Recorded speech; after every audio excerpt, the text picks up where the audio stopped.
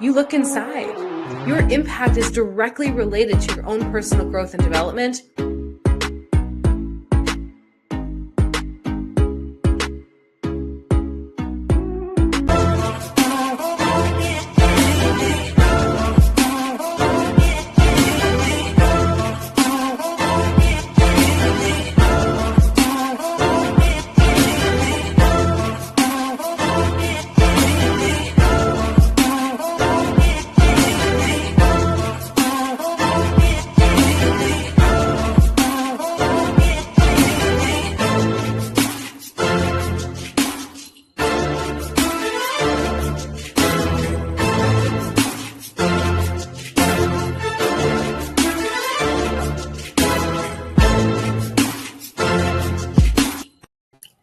You're tuned in to Leadership Beyond Burnout, where we encourage you and your organizations to heal, lead, and succeed. I'm your host, Dr. Kimberly L. Wilson, and our purpose is to educate, inspire, and entertain you. As you engage with us, you'll hear information that's going to help you transform your experiences and your relationships. If you're new here, I'm so pleased to have you, and please make sure that you listen up for some of the actionable strategies and challenges to integrate into your life and your workplace. I want to welcome back all of our regular viewers who I call our fire teachers and school leaders all over the world.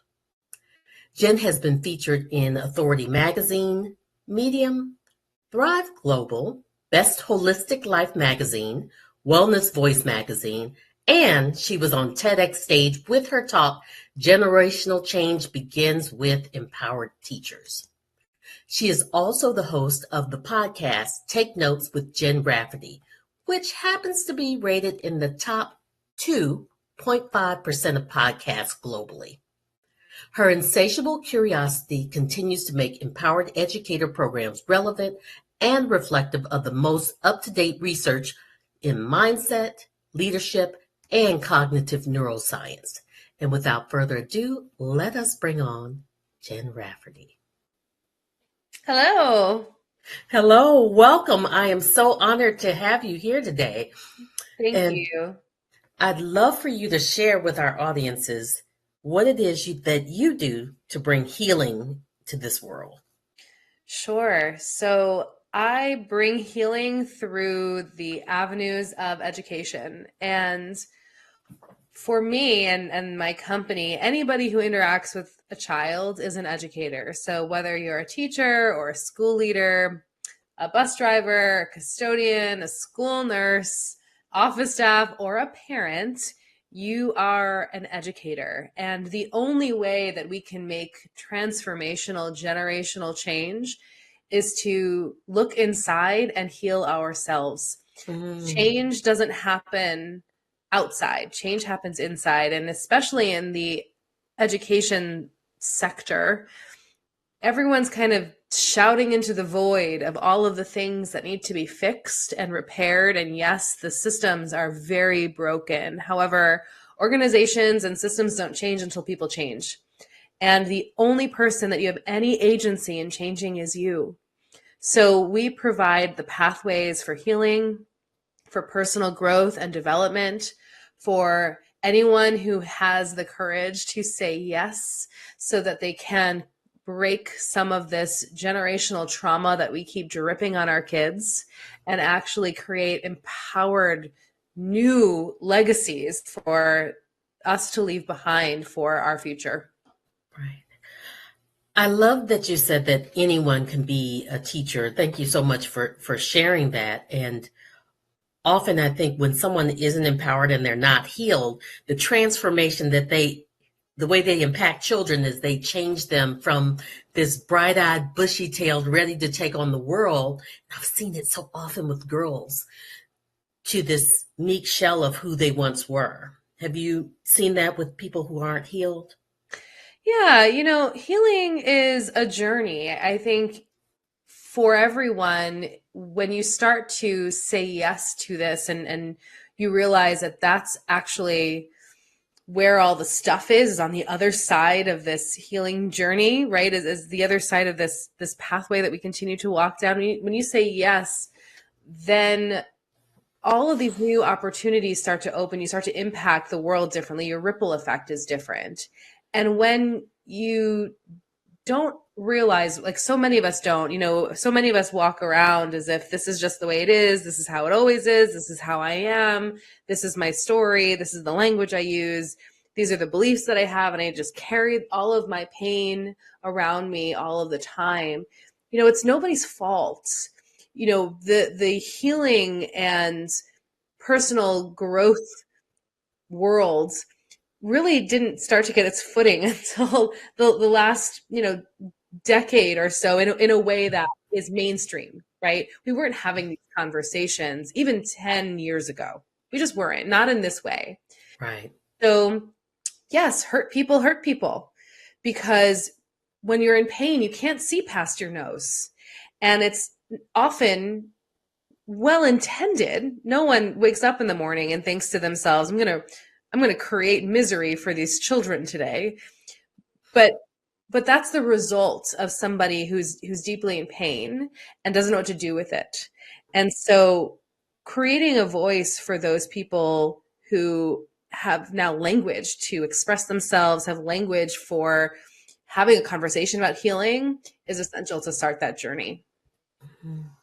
And at one point, I want to ask you about as well. I've seen this phenomenon where there's unintended hurt because they're giving you from their limited experience. And if they've never been able to get past this particular spot or this block or have failed in that, I think sometimes they're trying to save a child from that pain as well. Sure. Everyone deals with pain differently. At the end of the day, we're either projecting our pain on others or in an effort to protect someone else from feeling pain, we rob them of their own experience and create some sort of attachment and make it about me, right? It's never about you. Nothing's about you. Stop taking everything personally. It's not about you. And when we do that, it actually causes more pain, but it perpetuates the same stories. So for example, I'll just use people pleasing as an example. That's a really easy one that I know all of us can relate to in some way. Wherever you are in your journey, there's a story there about people pleasing, where if I pretzel myself enough to accommodate the sense of control that I have, that I think that I have, because we know control is an illusion. And so I can find a way to make everybody happy. Well, then I self-sacrifice, and then my story becomes, I have no time for myself. Nobody says thank you to me. I do everything for everybody. I'm such a martyr. And then we act out in resentment to the people that we love, that we're trying to please. Because at the end of the day, so much of this healing boils down to our idea of worthiness and enoughness, and trying to affirm that. But the truth of it is that you are already whole and you are already worthy because you woke up this morning. You don't actually have to earn it. And this is a story that all of us carry with us. When we were infants, imagine your caregiver, for whatever reason, did not fulfill a need that you had. Could have been anything, right? And in your mind that you are developing right now, there's two scenarios to choose from. The first one is, my caregiver isn't capable of taking care of me. Right. And the second one is, I'm not worthy enough to be taken care of. And that second pathway is a lot less scary than the first one. Yes. And so we carry that worthiness wound with us our entire lives until we come to a place of knowing. That's so interesting that I have this in my neuroprogramming, that this is part of my neural pathways, because that's part of being human. And that experience that I had before I even had a conscious mind is simply not true. I am worthy. I am, and I don't have to prove it and continue to pretzel myself. And for this example is the people pleasing example, because you already are. You just are. I'd love for you, you came right where I want you to go. I'd love for you to demystify for everyone neuroscience because I think sometimes it should be part of our lexicon because it's so beautiful in its purest form and what it means. So please share with us. Oh, I'm so glad you asked that question. It is the most important information that you can have because your most powerful tool sits in between your ears, and we generally have no idea how it operates. And once you understand how the brain works, you realize that you're not your brain. You're a person who has a brain. And once you're able to create this kind of objectivity of it, then that's when you really get to play. Because when you start to know that your brain's main job is to keep you alive, Mm-hmm. your brain does not care if you're happy. Your brain doesn't care if you're burned out. Your brain doesn't care if you're learning. Your brain does not care if you're living your dreams. In fact, it would rather you didn't live your dreams because it has no evidence of you doing that and surviving. So anything out of your comfort zone that you're trying, whether it's creating a boundary or using your voice, being more visible, your brain is going to shut that down unless you have the tools to create the safety for yourself. So your nervous system knows, okay, I'm actually not going to die by writing this email. I'm actually not going to die by having this really difficult conversation. I'm Yes. not going to die by showing up more visibly on social media. Mm-hmm. I'm okay. And knowing that that fear is biology. There's nothing wrong with you. You're not weak. You can't, it's not that you can't handle it. It's that is your biology working. So instead of like fearlessness and we're just going to push through and just like do it anyway, there is this beautiful recognition of your biology working. Your brain is working for you, and you get to acknowledge this and say, oh my gosh, hey, fear, I knew you were going to show up because that's how you operate. You're trying to protect me, and I love you for that. Thank you. And I don't actually need you right now. Mm-hmm. And that's how you love yourself through so much of this healing process. You cannot shame your way into change. And so many of us go down that path. It doesn't work. And that self-loathing puts us in such a disempowering place, which is the opposite of where you want to go. And so if we choose love, if we choose compassion, if we choose acknowledgement of what our neurobiology is and learning you don't have to be a neuroscientist to know these things. Yeah. What we do in Empowered Educator is break it down really simply, but these tools will literally change your life. Wow. I'd love for you, if you could, without sharing anything proprietary, give the audience one little tool because you said tool. So Yeah. one little tool to help them ease the brain's alarmedness or when you decide to do something different. Absolutely. I love sharing this tool. This is the tool that I give everybody that interacts with me or Empowered Educator for the first time because it is life changing and it is so simple. So we can't change something we don't notice. And what happens is we wake up in the morning and, you might have a morning routine of meditation, or perhaps, you have some journaling. Maybe you drink your super protein kale shake in the morning, right? And then you have your day and then you have your gratitude practice. Maybe you go to yoga class and you're like, I'm doing the self-care thing, right? Like, why isn't this working? Well, it's because I'm tired listening, right. just listening. Right? Like, why isn't this, hello, why isn't this working? Yeah, I ate a vegetable today. Why isn't this working? Well, it's because your brain is super efficient, which means it goes on autopilot. So even if you have these moments of awareness at the beginning of the day or at the end of the day, you are operating on your programming that you have been operating on your entire life throughout the day. And you are essentially asleep throughout the day.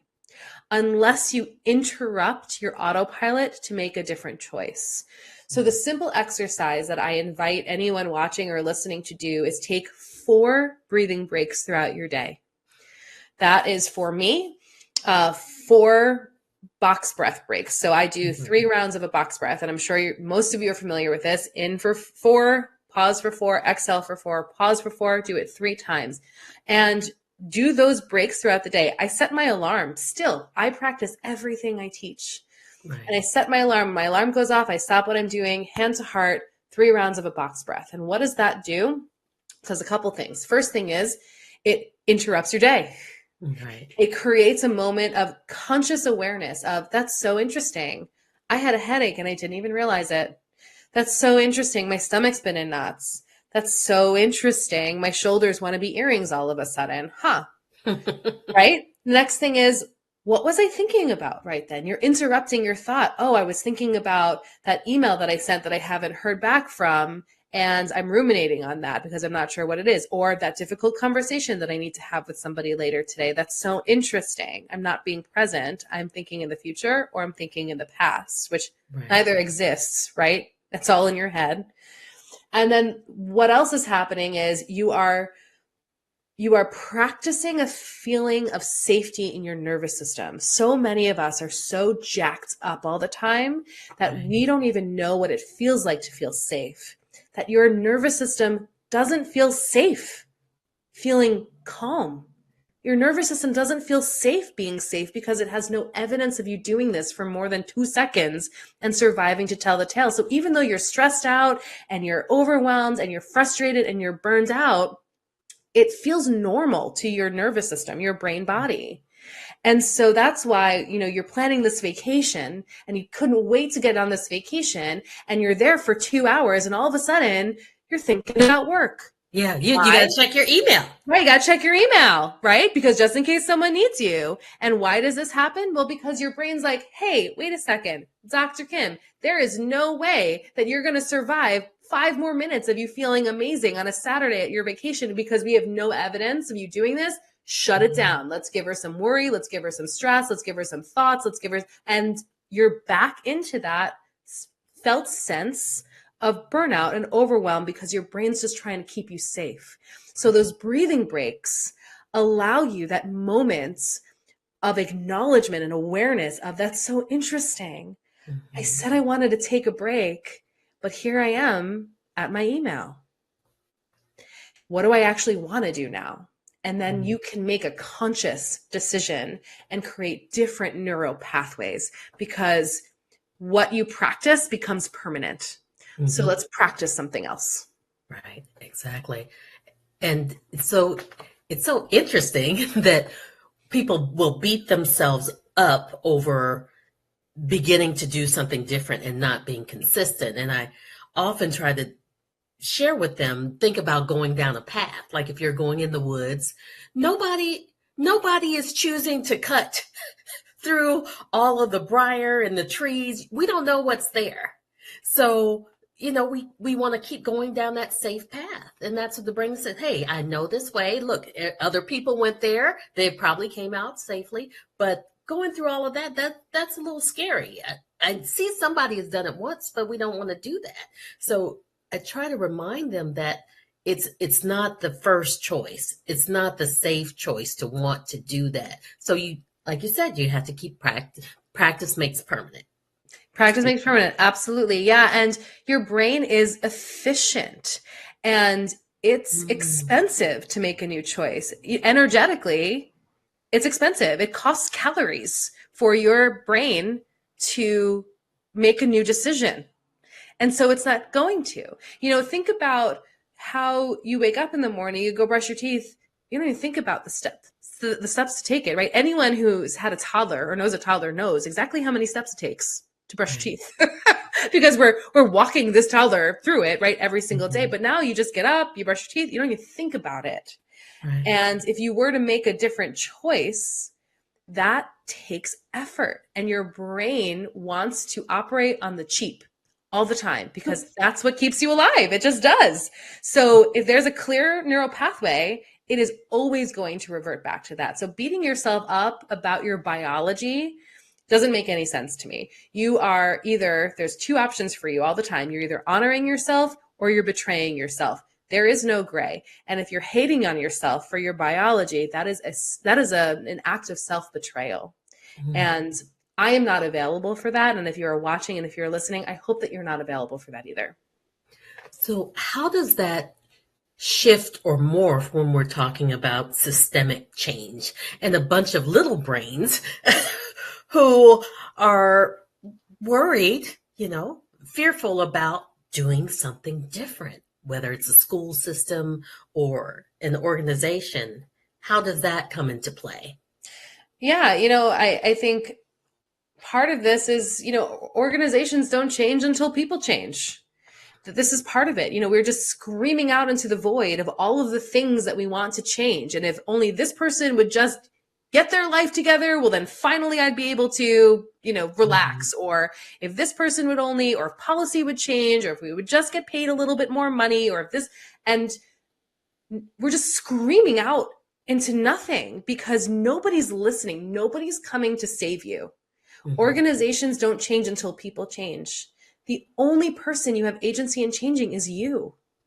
And so how do we make organizational change? You look inside. Your impact is directly related to your own personal growth and development, period. So you change and I change and the person next to me changes and the person next to me changes. And we all start to show up differently and more consciously, leaving behind those old generational patterns of trauma and frankly, BS that has been dripped down to us from generation to generation. This is how we create a new conscious world for ourselves, new conscious organizations. How I run my company is very different than any organization that I've been a part of because I am consistently working on my own personal growth and development and the impact that I've been able to make as a reflection of that. That is why in 3 years, not only have I been on that TEDx stage, we were just in Forbes a few months ago. And that's not an accident. It's because I look inside. All of my employees are constantly showing up consciously. And so when we're able to have a moment of, conflict, for example, it's not blame and shame and you said this and it's how am I meeting this moment as a highly conscious person in this interaction? And that is a totally different game. And the safety that's created in our communication is like none I've ever experienced before in any other organization. But it's not because I'm complaining or I'm venting about how I wish things were. I show up differently. And so do they. So you've led by example, and my assumption is that you've taught them part of how the company operates and how neuroscience works and how that will improve the environment and be more productive and lead to exponential change, like you said, that led to Forbes. So that's how it's different. Yeah. And I mean, it seems so simple, right? Like, oh, just lead by example. Uh-huh. Uh-huh. Because when you're the head domino, you set the tone. Right. Imagine walking into every space being the most regulated person in the room. That's the energy from which I want to come all of the time. And when someone's activated, I have space for it because I'm not triggered by them being activated by something because it's not about me. I let go of all of that because what anyone else is experiencing has nothing to do with me. It is them and their journey. And when I'm regulated, when I take care of me, I can meet that moment with more compassion, more curiosity, and more space for dialogue. Right. Because I don't get activated. Right. And if we can find just the 10% of where they're right, instead of all the reasons that they're wrong, people just want to be acknowledged. Yeah. People want to be acknowledged. They want to be heard and validated. right? If they're coming from their place, in their eyes, they are right. Right? So how do we meet them in that place where I hear you, I see you, and help me understand what I'm not seeing is a much different place than how we how we used to and have been modeled how to deal with conflict, right? Which Mhm. which leads to burnout. I mean, nobody wants that. I'm creating a space here, and this is what we empower our educators to do. It's to be a place where people love, where they love to go. That's the energy that we want to create in these spaces. Right. And you've made me remember a story long ago when my child was in the third grade. And I'm not saying it to bash teachers, but there was an experience and I wasn't sure what was happening, but I saw this very bright, smart, intelligent, full of life child all of a sudden be quiet. And I wasn't sure what was going on. She just seemed like a wet blanket all of a sudden. And that's when I learned later that she was being penalized for knowing answers, that uh, the teacher wasn't very aware of herself and just was very reactive. She wanted, I don't think I've ever been in a classroom like this, a very regimented classroom where they just take information and don't participate and engage. Um, so that's how you can impact children negatively. Um, so how do you reach a teacher who just isn't in touch and hurt and wounded? Have you ever had to do that? Yeah, of course. And I thank you for sharing that story. It is heartbreaking to see a child so excited about learning and then being taught that there's something wrong with it and then shut down. Mhm. And that's why our work focuses on educators, because of the impact that they have on Mhm. kids. It is the most important job in the world. You know, teachers teach all of the careers. They're the building Yeah, blocks, right? sure. And so when you teach someone that learning isn't for them, or whatever meaning your daughter made there about herself because of that teacher, it's heartbreaking. And so to answer your question, how do we reach people? People come to this work when they're ready. Mm. And what's so beautiful about the model we've created is going into whole school communities, is that even if you're not somebody directly in the work, your coworkers are. Mm. And that ripple effect is very potent and it's hard to ignore. And people come at their own time. And when there are enough ripples, they realize, oh, wow, everyone's on this boat.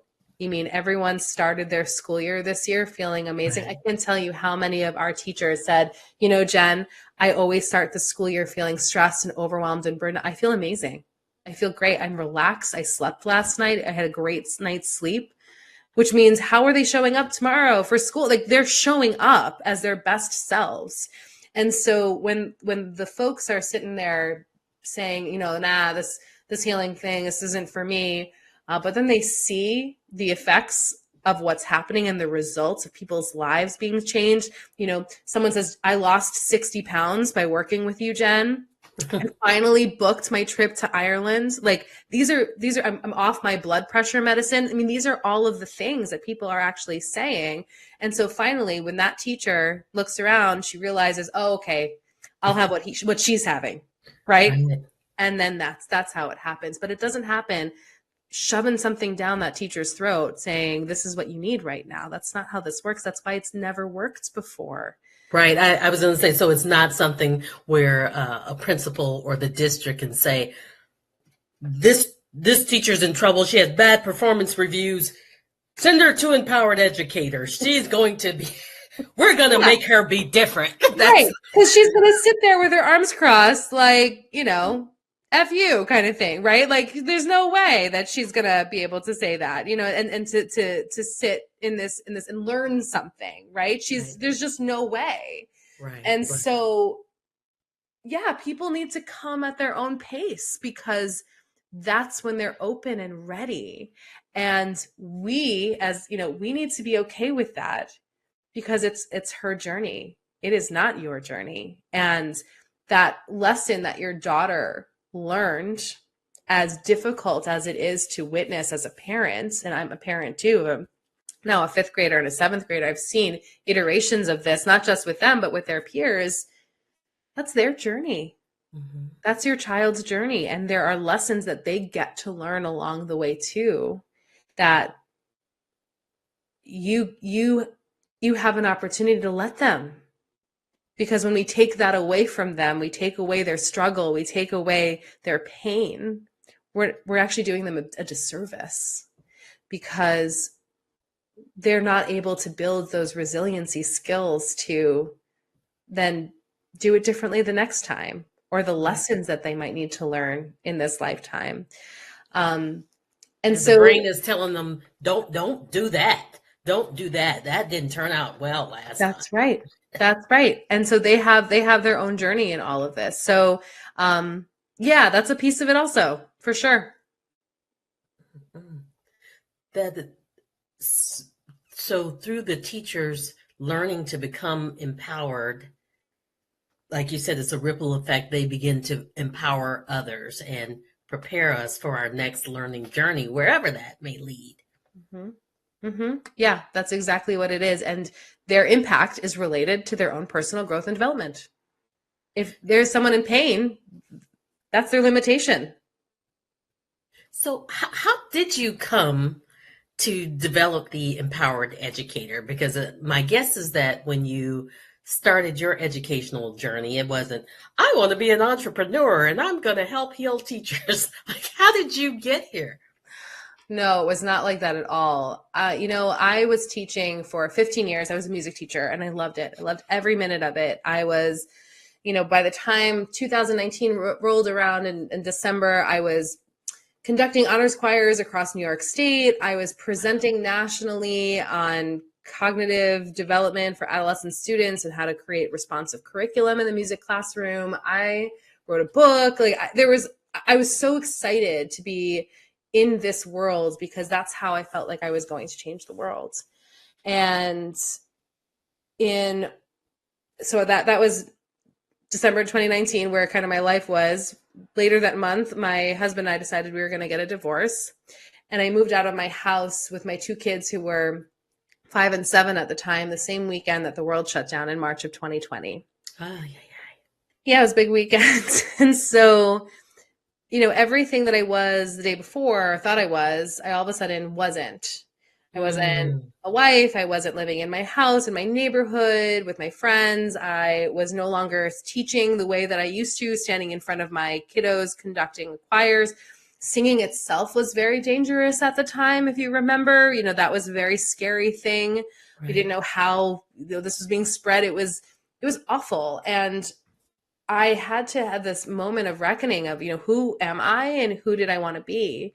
And so I started my PhD in educational psychology that fall because I stayed home to homeschool my kids. And at the time, overachieving, perfectionist, people pleaser, I was like, I can't just do one thing. So I might as well get my PhD. So I started that, dove into the research even more about cognitive neuroscience, like I had been my whole career with adolescents, and learned about mindset, got a certification as an emotional intelligence practitioner, and realized, oh my gosh, I have a brain too. Like, this is, yes, my own healing journey, but I've been studying adolescent brains for so long that these are actually really important tools for me. And I think this is the missing piece for educators right now. Mm-hmm. And I was fortunate enough to be in a community with other women, other entrepreneurs who are also doing this mindset work. Okay. And I took the leap. I submitted my letter of resignation and I was so happy. I remember smiling so big, signing it, putting it in the mail. And then 4 days later, I'm a hot, sobby mess on my couch thinking to myself, what did I just do? I just left this job that I loved. I have 2 kids to feed. I'm a single mom all of a sudden. Now I'm going to be an entrepreneur. Like, what even is this? Right. And so I followed an inner calling that was so much bigger than what I was experiencing at that moment. And I was talking to a friend of mine who had his own business, and we were just talking about his business. And at some point he said, I just really like to build things. And I had this moment of like, I like to build things. I've built awesome things. I've built really successful things. And I kid you not, the next day, Empowered Educator came flying out of my fingertips. And it really hasn't changed all that much since. And that was 3 years ago. And now we are this international company with a team and impacting schools all over the world. It's wild. But when I say I'm a practitioner of everything I teach, this is how this happens. Those breathing breaks that I shared earlier, it seems so small. But did you see the movie Naiad? Did you watch that movie yet? No. Okay, so it's based on the story of Diana Naiad, who was 64 years old and swam from the Florida Keys to Cuba. Oh, wow. It's on Netflix right now. So everything's on Netflix. It's on Netflix right now. So get to watch that movie. Annette Bening played her. She was phenomenal. But it's a beautiful story about resilience and persistence and grit. It's phenomenal, especially for your audience right now. But what was so interesting about that is that, if she just swam 1 degree off, which she did several times, she would not end up in Cuba. She would end up someplace totally different. Actually, she started in Cuba. She went to the Florida Keys. She went somewhere totally different. 1 degree makes all of the difference in the trajectory of what you're doing. And so while the breathing breaks seem kind of small, or if you're listening and you're like, I breathe all the time, like, what's the big deal? Like, good. I'm glad you're breathing all the time. That's important. Yes. But doing this intentionally and with purpose will change your life, because you are practicing something new. It is at 1 degree difference. So for me, it is coming more in touch with myself, really knowing now who I am. I'm not my job. I'm not my impact. I'm not the roles and identities that I put on all the time as CEO and mom and daughter and friend and partner. None of that. That is not who I am. Right. I am a woman who trusts herself. I'm a woman who's committed to her impact. I'm a woman who loves to travel. I'm a woman who values friendships and family. That's who I am. And prior to all this work, if you were to ask me, who are you? Oh, I'm a teacher. I'm a mom. I'm a wife. And none of those things actually got to the core of who I was. So once I got to who I was, everything became crystal clear. Right.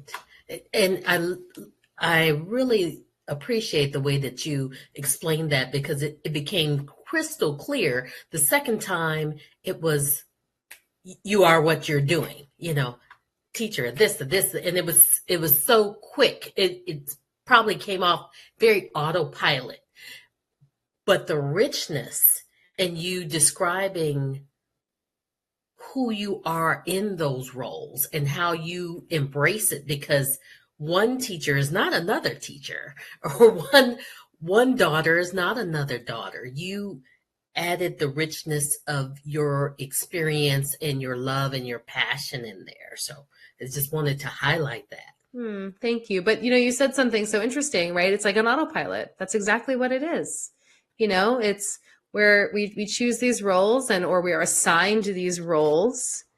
And those are the parts that we play until we die, unless you wake up and you realize that you have so much agency. And whatever you choose is fine. When I came in here, you introduced me as educator, author, TEDx speaker, mom, CEO, and I love all of those things that I do, because those are true. And that's what I do. That's not who I am. And I get to make that difference now, because what that means is I'm not attached to any of that anymore. My kids aren't doing well in school. Okay, well, it doesn't mean anything about me as a mom. My company's revenue didn't go the way I wanted it to this quarter. Okay, that has nothing to do with me Right. as a person, as a human. I failed a test, right? Like when you attach yourself to these roles that you play, then you set yourself up for, again, perpetuating that story of not enough. This is what it means about coming from your wholeness. So, how does one put on enough armor when you've shifted and you begin to adopt some of these practices, but the world and everyone around you keeps saying, you need to fit back into who I need you to be? What what armor do you suggest for some of your empowered teachers? That's a great question. Uh, Take it all off is what I suggest. There actually is no armor, because what gets to be your strength is your inner knowing. And our relationship's going to change? You betcha. Are there boundaries that are going to be put in place where other people's feathers are going to get real ruffled? Yep. Are other people going to be very uncomfortable with your changes because your changes and your choices are a reflection of them feeling as if they can't? Right. Uh-huh. But knowing that that's about them, that is never about you. That's where your power is. And when you decide to armor up instead of taking it off, that's another abdication of power I'm going to offer, because armor is really heavy. And instead, when you are able to come into these moments with an open heart, and I love you so much that I'm going to put this boundary in place because this is how I show up as my authentic self, without resentment, without impatience. And if you can't do that, cool. Like we don't have to do this. But this is the boundary, and I'm doing this because I love you. It isn't about armor anymore. It's about self-trust and knowing that there are going to be places and spaces that just don't fit you anymore. Like, girl, you're growing. Like, get a new wardrobe. And sometimes that means new friends. Sometimes that means a new job. Sometimes that means a career shift. Sometimes that means a new doctor. Sometimes that means, moving. Sometimes that means a divorce, right? I mean, there are so many things that get to happen Right. when you start to live in alignment with who you are instead of what the world expects you to be, because those are two very different things. And when you start to be comfortable in that and create safety in that for yourself, your confidence starts to build in that knowing. And another part of this too is that we don't do this alone. We do this in community. I mentioned earlier that how to change happen, and change happens one person at a time, but it's Right. one person at a time within community. So you find your people who are also committed to their own personal growth and development, because those are your people. Those are your ride or dies. Those are the people that you call up and you're like, oh my gosh, I cannot believe that what I just did. I'm so excited. And they're like, yeah, girl, me too. Tell me more. I want to know more. I want to celebrate you. Or Right. when you're feeling really down, those people don't want to fix you because they're uncomfortable with your crying. They're holding space for you, and they're asking you questions like, what do you need right now? How can I support you in this moment? Right. Those are the people that you get to surround yourself with when you're doing that work, and that requires you to take off your armor. So you get to choose what to opt into, what to opt out of, and create a whole new reality.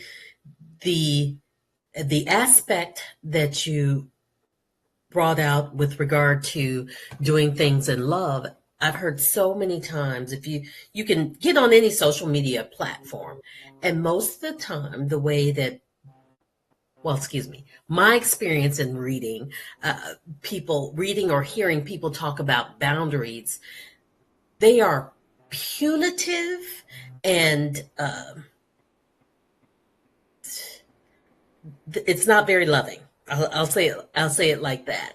It's almost used like a sledgehammer, and everything is just lying in the wake. You hear no conflict resolution going on there. There's nothing in love. It's just cutting them all out for next whatever new year it is. Has that been your experience as well? I think that's what people think boundaries are, which what makes them so scary. That Yeah. sounds horrible. Yes. It sounds terrible. So of course that sounds scary. Of course that's not something you want to participate in. And this idea of all or nothing, I'll give you a personal example. I mentioned I'd gone through a divorce. There was a time post-divorce where I needed to set a boundary with my ex that I was only going to communicate via text Mm-hmm. because that felt more in alignment with me, where I could show up as my authentic self instead of somebody who I used to be. Right. And I needed to set that boundary. Oh, he freaked out. That was like not okay. But Mm-hmm. that was a boundary for me, that I was like, okay, I need to co-parent with this person. I need to communicate with this person. I need to show up as a better version of me. And if we look at boundaries instead of walls, but as doors, right? Mm-hmm. Here's the door. These are the rules about what it means to come through this door. And if you can abide by them, cool, like come on in. But if you can't, there's the door. Mm-hmm. And that's it. And so I was able to maintain and uphold that boundary. And of course, it was like continuing to make it safe whenever he would call, and I wouldn't pick up the phone because that's not how I wanted to communicate. But then a few months went by, and I decided that, I think I'm okay now to talk with him. Right. And I was able to shift my boundary. That wasn't me backpedaling on a boundary. A boundary isn't like, here's the wall and it's always going to stay there. It's, how are boundaries serving you? Mm-hmm. How are boundaries out of love for you? It's self-love and love for the relationship. And even though I'm talking about my ex, there needed to still be that connection there for my children. Absolutely. So looking at boundaries as fluid, that you're in the driver's seat here, and doing something out of love is so much more, I want to use the word Productive. palatable, but like, yeah, it's just like, you want to lean in more. You want to do that instead of having a sledgehammer. None of that. But sometimes we have a sledgehammer because we think that's the only tool that we have. That's the Right. only tool Let's in our get that toolbox. wrecking ball. Right. That was what my parents did. That's what their parents did. That's what my teachers did. That's what I've only seen my whole entire life. So I guess this is how we do boundaries. Let's get out the sledgehammer. Boom. But that's Yes. again why this healing journey is so important, because you get to recognize that's so interesting. Is that sledgehammer actually serving me? What's in the wake of that? How is Right. that serving me? Is there another choice? And that's where we get to play. I'd love, as we wrap up, Jen, for you to share with the audience.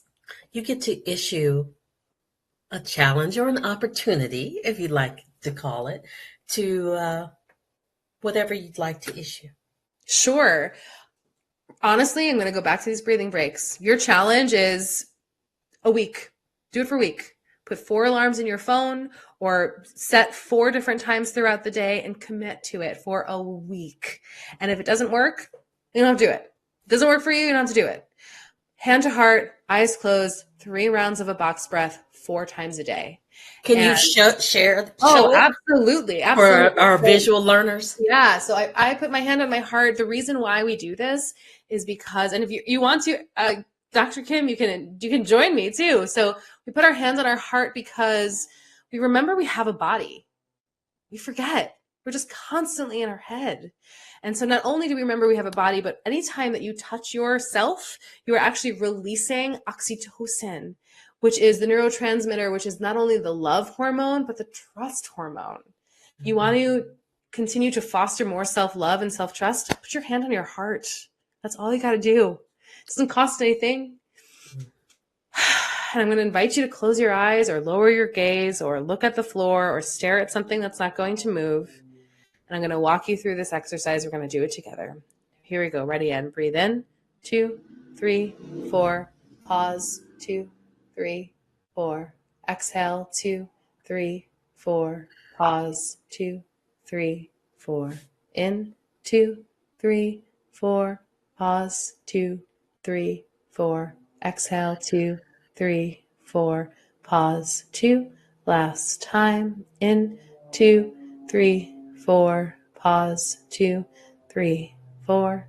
Exhale, 2, 3, 4. Pause, 2, 3, 4. And come on back. And there's that music teacher. Right. Down to 4. And the flautist in me came out. I'm tapping my foot. Oh, you know it. Yes, you know it. Yeah, but like, how do you feel, right? Like, perhaps you're more focused, perhaps you have more clarity, perhaps your shoulders are more relaxed. But what you did was you actually moved your nervous system from a state of survival to a state of safety, which is where we get to have our peak performance. You cannot be in protection mode and perform the way that you want to perform. You want to make big impact in this world, you have to come from a place of safety. And the only person that gets to make this safe is you. Thank you so very much, Dr. Jen. I'm so happy that we got to have you here today. Very honored. Thank you for the demonstration and giving everyone some safety today. Yeah. Oh, you're so welcome. Thank you so much for having me. This was wonderful. Thank you. Until next time. Thank you, everyone, for joining in today. I'm Dr. Kimberly L. Wilson. You've been watching Leadership Beyond Burnout. Make sure that you tune in to us every Thursday, 5 p.m. Eastern Time and 2 p.m. Pacific. Until next time, we'll see you then.